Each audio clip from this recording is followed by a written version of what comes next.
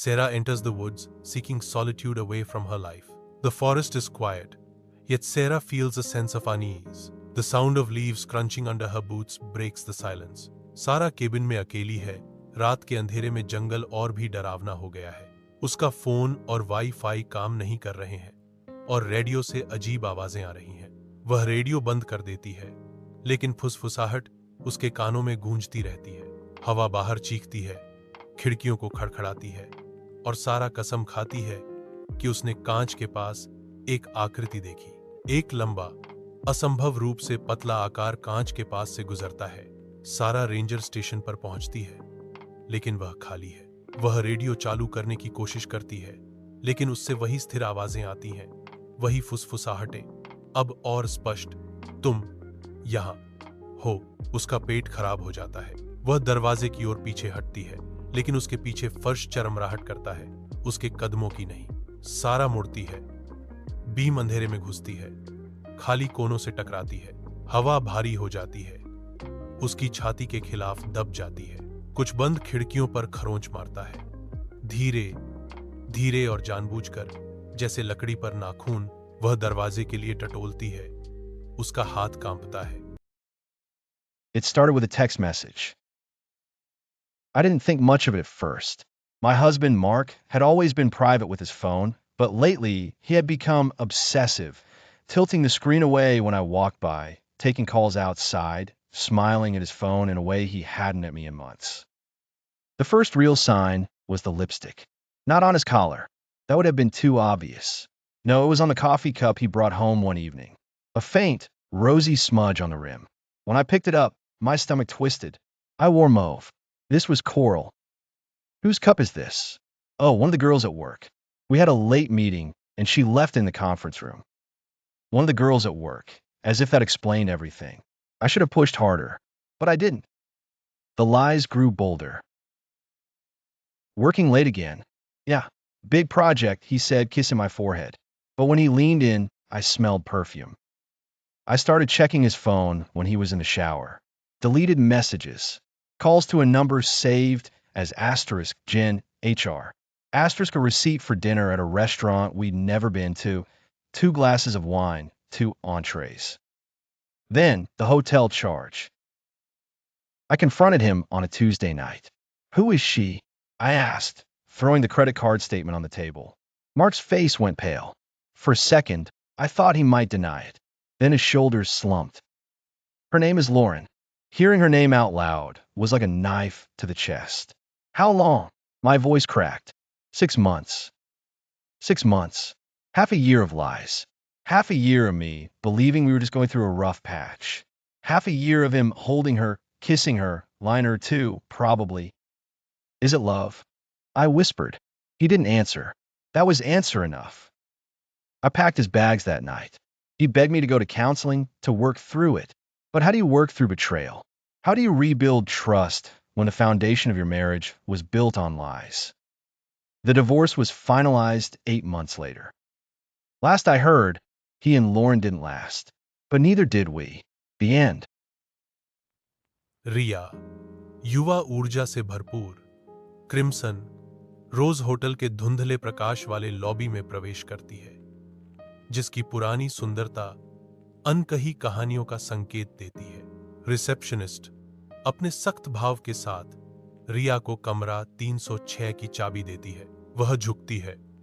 कमरे 306 में दर्पण के बारे में एक चेतावनी फुसफुसाती है, एक सुझाव जिसे रिया हंसी के साथ खारिज कर देती है। कैमरा होटल के अलंकृत विवरणों पर केंद्रित है, छायाएं गहरी हो रही हैं, जिससे बढ़ती बेचैनी का माहौल बन रहा है।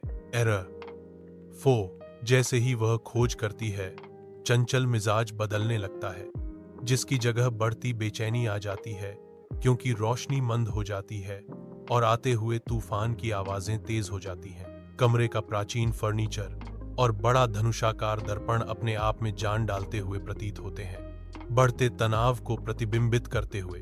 बाहर तूफान आ रहा है, जो कमरे के अंदर की अशांति और रिया की बढ़ती बेचैनी को दर्शाता है। कमरे का डरावना माहौल और भी गहरा गया। खामोशी सिर्फ खिड़की के शीशों पर बारिश की लगातार पड़ रही आवाज से टूट रही थी। रिया सुबह 2006 बजे जागती है। उसे हड्डियों को जमा देने वाली ठंड लगती है। वह बुरी तरह कांपती है। मखमली कपड़ा दर्पण से गिरता है। एक पीली महिला को रक्त, लाल आंखों और एक विकृत मुस्कान के साथ प्रकट करता है। औरत रिया की हरकतों की नकल करती है, एक सेकंड के अंश के पीछे। रिया भागने की कोशिश करती है, लेकिन दरवाजा बंद पाती है। उसका फोन डिस्चार्ज हो गया है और लाइटें बुझ जाती हैं, जिससे कमरा अंधेरे में डूब जाता है। महिला की आवाज गूंजती है, तुमने मेरी दुनिया में झांका, अब मुझे तुम्हारी चाहिए। सुबह की रोशनी कमरे 306 को उजागर करती है, जो अब परेशान करने वाला खाली है। होटल के कर्मचारियों को रिया के नदारद होने का पता चलता है। खाली कमरे में एक खामोश खतरा गूंज रहा है।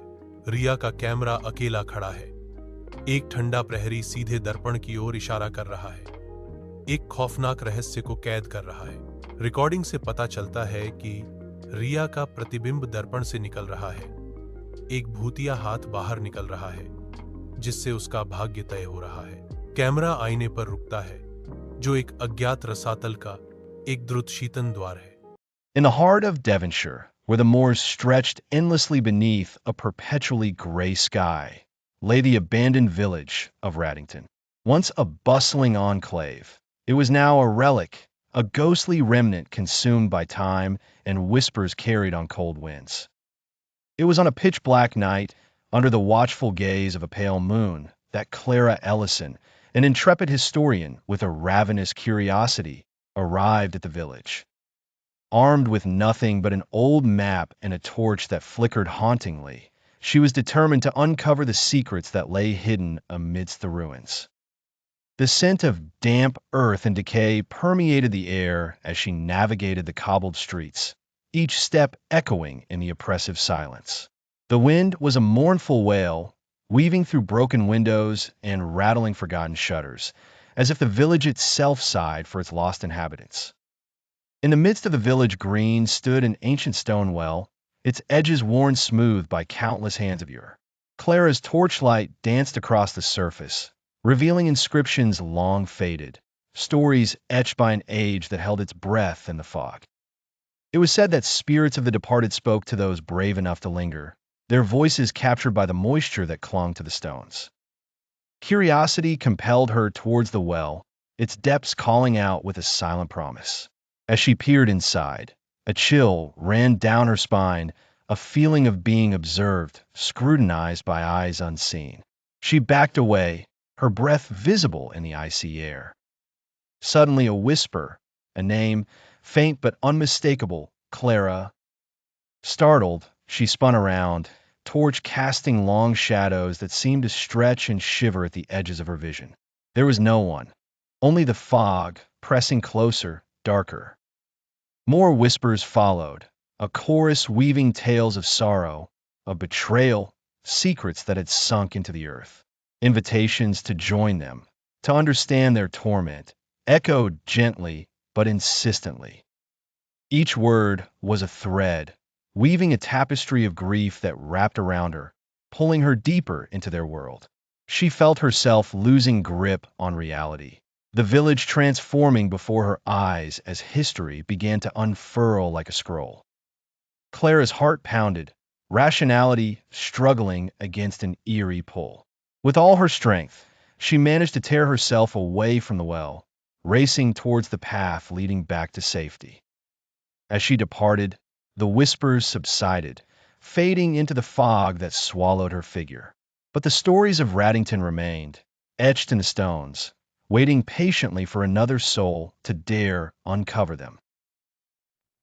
एक घना कोहरा गांव को ढकता है। इसकी चुप्पी इसके निवासियों के दिलों को झकड़ लेने वाले डर को बढ़ाती है।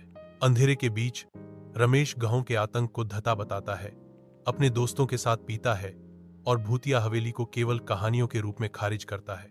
रमेश बहादुरी से प्रेरित होकर आज रात हवेली का सामना करने का इरादा रखता है।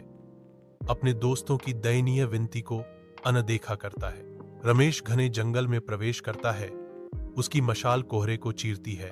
जंगल की शांति केवल हवा और उल्लू की ठंडी आवाजों से ही टूटती है। डर से कांपते हुए रमेश हवेली की ओर बढ़ता है। रमेश हवेली में प्रवेश करता है, जहां का माहौल और भी भयानक है। पुरानी पेंटिंग की आंखें उसे घूरती हैं और फर्श पर धूल की मोटी परत है। हर कदम पर लकड़ी चरमराती है और रमेश टॉर्च घुमाता है। फिर उसे एक हल्की सी हौंसी सुनाई देती है। रमेश की चीख हवेली की दीवारों से टकराती है। डर से भरी उसकी आवाज अंधेरे में गूंजती है। हवा में एक ठंडी सनसनी दौड़ती है और रमेश को लगता है कि कोई उसके ठीक पीछे खड़ा है। कौन है? उत्तर में हंसी और तेज हो जाती है। फिर अचानक एक ठंडी हवा का झोंका आता है और टॉर्च बुझ जाती है। अंधेरे में रमेश को लगता है कि कोई उसके पीछे खड़ा है। वह पीछे मुड़कर देखता है। एक लड़की, लंबे काले बाल, सफेद साड़ी में, जिसके चेहरे पर खून की बूंदें हैं, उसे घूर रही है। ग्रामीण रमेश की तलाश में बेतहाशा खोज करते हैं। उनकी उम्मीदें कम होती जा रही हैं, क्योंकि वे सुनसान हवेली पर पहुंचते हैं। हवेली कोई जवाब नहीं देती। रमेश या उसकी मशाल का कोई निशान नहीं, केवल धूल में ताजे खून का भूतिया निशान। It was a chilly winter night at the castle of Himgar, nestled amidst snowy hills. Silence engulfed every corner, with only the whispers of the wind audible. By morning, shocking news spread like wildfire. King Sonam had been murdered. King Sonam's lifeless body was discovered in his private chambers. A dagger was embedded in his chest, and blood was splattered all around. The doors and windows were locked from inside. How did someone get in? The entire kingdom was bewildered. General Harver immediately secured the castle, allowing no one to leave. The first suspicion fell on Queen Tejaswini. 2 days before the murder, the king had decided to divorce her to marry a foreign princess. However, she claimed, "I was at the temple for prayer, and the entire staff can attest to that." Next, suspicion turned to Prince Vikram. It was murmured that King Sonam was not keen on handing the throne to his son, for being irresponsible. Did Prince Vikram kill his father in greed for the throne? Court astrologer Amadas revealed that a week before his death, King Sonam dreamt of his demise, and it was foretold, "The closest one to the castle shall be your end." Then, a servant named Krishna came forward and said, "I saw someone heading towards the king's chambers at midnight. The shadow looked like the queen." Queen Tejaswini was taken into custody again. But then, more revelations unfolded.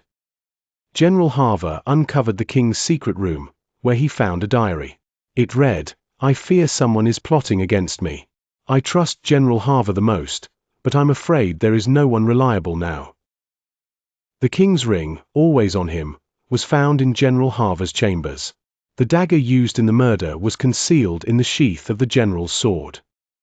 General Harver confessed, "I killed him because he was stripping away my honor. I wanted the throne for myself or my son.